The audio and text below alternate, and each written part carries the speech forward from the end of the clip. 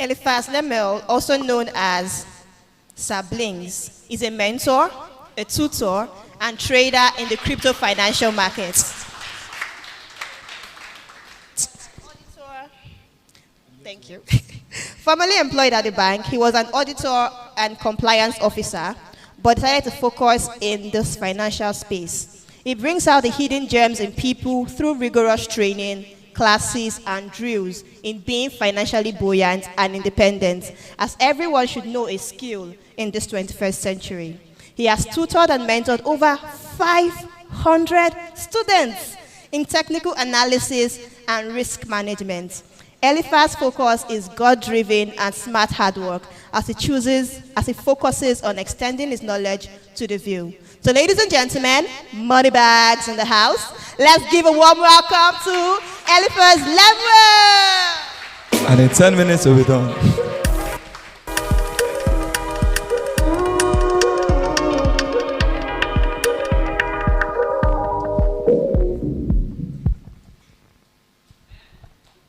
All right, that was to get your attention. And to get your attention simply means that in order to be known, you need a podium.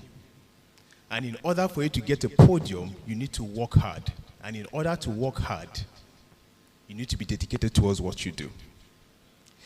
They said a harmless man is not a good man. But a good man is someone who is a dangerous man but has that under control. Am I right?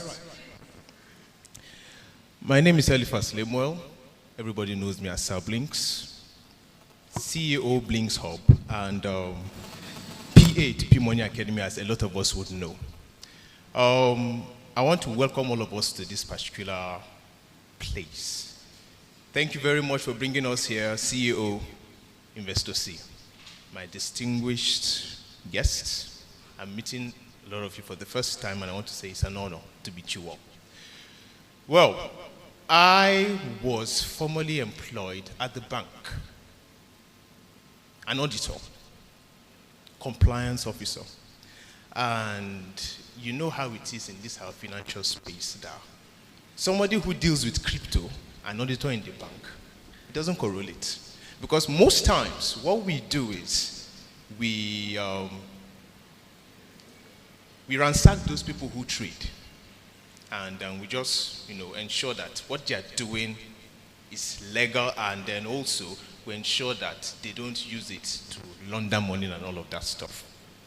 So, but the question is, what made you quit your job? A lot of us will ask. But before I get there, I need to ask a question. Anybody who answers that question wins 10K from me. Are we ready? Okay. It's a personal question though. Look at me. Where do you think I'm from? What ethnicity do you think I belong to? Shoot your shot. Anyone? Apart from students, who else knows where I'm from? Who do I look like? Individually, please. No. You. Igbo, no. You. I'm not from Hausa. Who else? I look like I'm from Benue. Okay, who else? Ekiti State. Wow, interesting. You. Huh? Delta. Anyone else? All right, last one. You. Huh? Rivers. Okay, I would put it to you all. You guys tried. Someone said Hausa. Good. Now, before we go away from that, I'm actually from the north. But I'm not Hausa. Now, the mistake people make is once you see someone from the north, you automatically term him as Hausa, which is not correct. But I'm from the north. My mother is from Ibadan. She's a Yoruba woman. But my dad is from Adamawa State.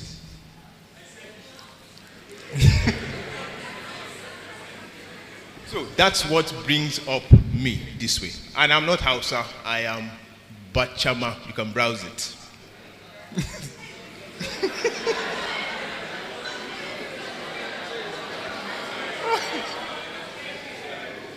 Okay, so today, without further ado, we'll be talking about the financial space. I made a very big mistake in 2015. What was this mistake? I was in the university then. I started hearing about cryptocurrency, Bitcoin precisely. What did I do? At that time, one Bitcoin was equivalent to between 175 to 180K. One Bitcoin then. So I had a laptop there. I sold my laptop. My dad gave me accommodation for the hostel, but I decided to take the biggest leap of faith. And what was that? Begging a friend that I was caught with him throughout the session, but I needed to get Bitcoin. So what did I do? I used 180,000 naira times 2, which was 360K as of 2015, and I bought Bitcoin. 2 pieces. Then. But they say knowledge is power. It's true, knowledge is power. But in order to have that knowledge, you need to acquire that knowledge. And what do you need to acquire the knowledge? Knowledge is not free. As the broken English would say, Osho free, the wrong belly. But at the end of the day, I did not have that knowledge to invest cryptocurrency. So what did I do? I saw some of these my friends. They were investing in a particular platform that you invest your Bitcoin, and when you do so, a particular amount of Satoshi will be remitted to your wallet every hour, and it was working. It worked well. My friends were balling then, as in they were balling. So I was like, okay, since I have these 2 Bitcoin, my friends are doing this, let me try it. So I decided at the end of the day that I would invest this in that platform. And I did. This happened 2015 June. Just, I think, a week after my birthday or so. I invested my 2 BTC. Oh, my precious 2 BTC. Now, this is what happened. It remitted that Satoshi. It kept on remitting it till September. Believe you me, my 2 Bitcoin came back. My 2 Bitcoin came back. So what you do is, okay, let's assume you invest 2 Bitcoins. It will be releasing Satoshi upon Satoshi till it becomes 1 Bitcoin. So my investment capital came back.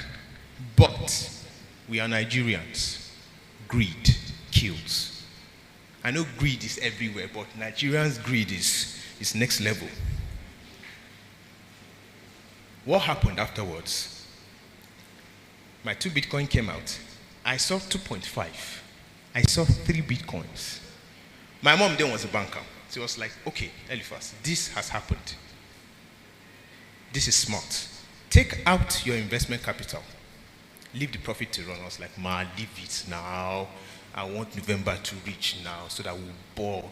You know, one time a Bitcoin was 180K. I wanted to reach like 4 Bitcoin. You get so 360 plus 360, that's like 720K, getting to a million. She was like, remove this thing. I refused to. God so kind. I would say God so kind. Unfortunately, the platform went on maintenance.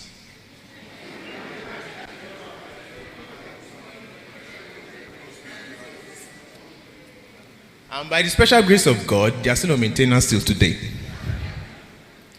That was how I lost 3.75 BTC. I consider that today my biggest loss ever. Now, what am I getting across? Knowledge is the key towards any investment you want to do. And sure, if Investor C says, pay so and so for so and so cost at 50% discount, please rush it. When it comes to trading, of which I just want to skedaddle on that, as Mr. Spectrum said, being rich is one thing, it's easy. Staying rich is harder.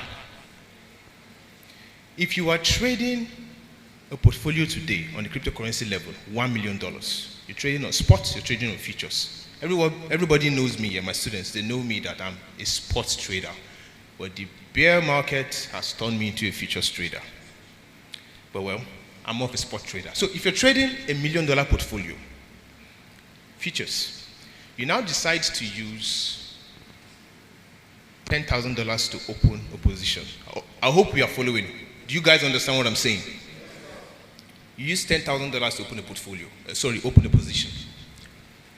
And you see minus 50%. What does that mean? That is minus $5,000.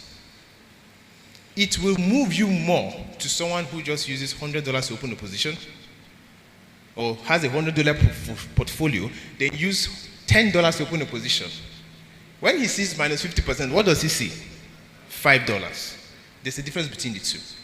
Now, this all boils down to what? Risk management, your psychology in trading, and your knowledge about these things. It's easy to get rich. Staying rich is one thing. If you are on your path to getting rich, please ensure that you do it correctly. What do I mean by doing it correctly? Ensure that you follow the right process, learn from the right people, be disciplined, be knowledgeable. Last of all, be honest in all you do. Be honest in all you do. Now let me backdate to something else. Trading. Can anyone please explain what trading is? What do you understand by trading? Anyone? Anyone? I just need one person, so I'll just get an idea of it. One person. Trading.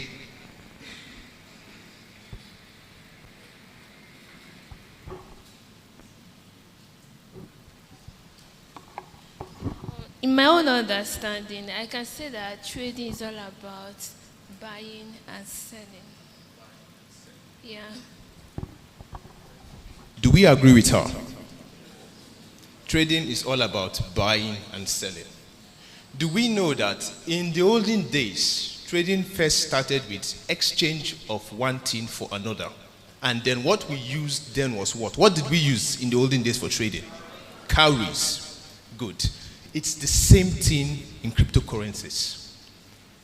If I say I want to go into the market and I want to trade, it simply means I want to use whatever I have, Binance Coin, US Tether, USDC, anything, to buy another currency. And why am I doing so? Because I want to do so to invest. And investing simply means going into a particular portfolio with a particular amount to get something and ensure that what? You sell it off when it what? Where do you sell off? Where do you sell off? Demand or supply? Demand, supply. Okay, I'll answer that one later on. So, but when you go into the market, you go into trade. So when you go into trade, you buy at a low level and you sell at a high level. That is the principle of trading. Now, the question is, I'm an upcoming trader and I want to start trading in the financial markets. What market should I go into? Should I go into the cryptocurrency trading? Should I go into the forex market? Should I go into volatility indices or no? I would say all of these financial markets play well. They are good. They have their ups, they have their downs, but they are all good. But I will advise anyone who wants to go into financial space that yes, people make money from this financial space. I made my first 1 million naira. First 1 million naira trading the financial space, and I was working then. Right on my desk, I watched my portfolio enter 1 million naira. And do you know what it means to see 1 million naira for the first time in your life trading? It was crazy. Unfortunately, I lost it again. But it was for one reason, knowledge. By the end of the day, I got the knowledge and I went back. So if you want to trade the financial space today, guys, anyone you want to go to, they are all okay. But one thing I want you guys to know is you need to learn the basics, the advanced. You need to be disciplined. A lot of my students are here, and some of them I've taught them live sessions and I'm giving them videos. And they can bear me witness that my live videos, especially when I'm explaining things on TradingView, is on my device. Am I correct? It's on my device. I'm not saying using the laptop to trade or using the laptop to analyze is bad, no. But I always teach my students that your mobile phone, you move around with it more than you do with your laptop. The magic you can do on your laptop, trust me, if you sit down with your mobile phone, you can do that same thing too. For me, I just feel that the laptop just has a bigger view of the market compared to the mobile phone. But you can analyze this market on your phone. You can read fundamentals on your phone. And you can place trades on your phone and make it. That's why a lot of my students, I just use my phone particularly in everything to make them know that with this alone, laptop is good, don't get me wrong, but with this alone, you can go find the financial market. Be disciplined, guys. Look at these markets when you are trying to trade them. I teach technical analysis and I teach advanced technical analysis. With this knowledge alone, TA and advanced TA, you can conquer every, trust me, when I say every, I mean every financial market that has charts on it. Be it Forex, be it cryptocurrency trading, be it synthetic indices, you can do so. But first of all, take the time to learn. Take the time to be dedicated. Take the time to be consistent and transparent with these stuffs. A lot of people will be around you and say, oh, my mentor, my tutor, I want to learn from you, I want to do this, you are that. Your tutors see you all around and they know someone who actually wants to learn. Be close around them, be good to them. Don't come and be doing eye service for your mentor, they see you. Last but not the least, I'm not going to take much of our time. Guys, the financial space is volatile. It will make you and it will break you. A lot of people have been made trading the financial markets. A lot of people have been broken trading the financial market, but it took them forever to get up, and others have left for good. As Investor C says, the financial market is not for everybody, and it's true.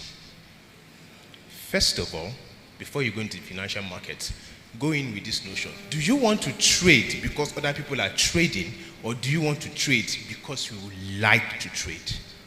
Having a passion for what you do is one thing.